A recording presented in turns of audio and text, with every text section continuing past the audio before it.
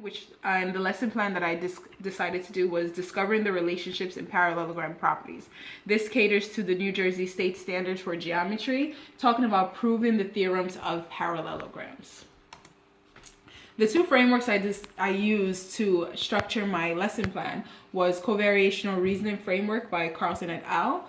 And the Van Healy Levels of Geometric Thinking that we've already discussed in class. I chose the Van Healy levels of geometric thinking, the 5 sequential levels of geometric thinking, which we've already discussed in the class. Also, in Knight 2006 performed a study of 68 pre-service mathematics teachers and discovered that most of the teachers were below level 3 and level 4 on the Van Healy scale, respectively. Also, Mason 2006 discovered that most students starting a high school geometry course think at the first or second level only.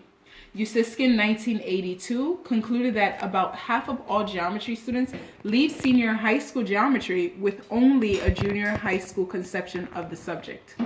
But however, Mason 2009 did state that progress from one level to the next level is dependent on educational experiences and not on age or maturation. So I decided that if I created a lesson where students could actually see some relationships, perhaps they would be able to progress from one level of Van Healy to another.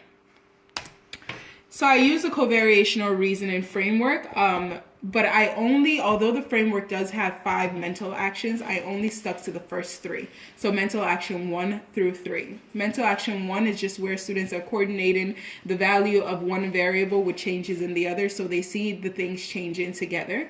Mental action 2 is coordinating the direction of change, so they can realize as this is increasing or decreasing, what's happening to the next one.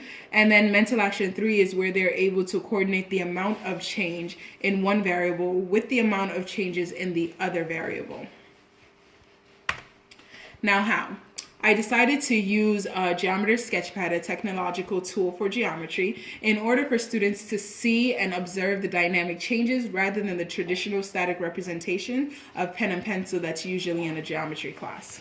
So here is an example of the task that I designed. So this is a pre-constructed parallelogram, and on this parallelogram students will be able to play with the parallelogram by changing the length of the sides, the angle measures if they're able to move it, swing it around, and as they're doing these things they will be able to see here how the sides and the angles are changing.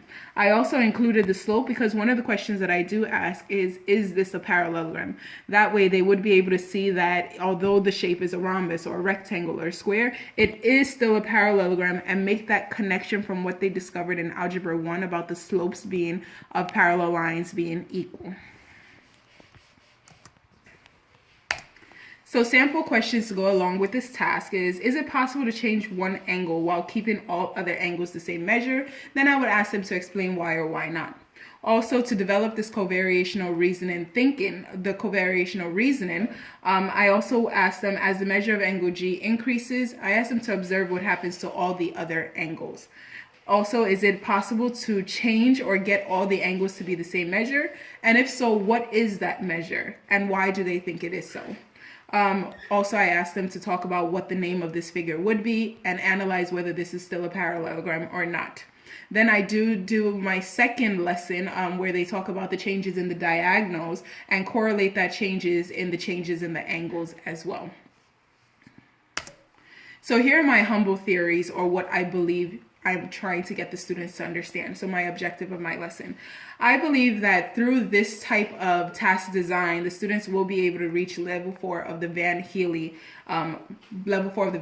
framework. They will be able to develop reasoning about necessary and sufficient, understand the implications like if P then Q, and develop alternate definitions. For example, if a parallelogram has one 90-degree angle, understanding the covariational relationships between the angles of the parallelogram implies that all the other angles would be 90 as well. Therefore, a parallelogram with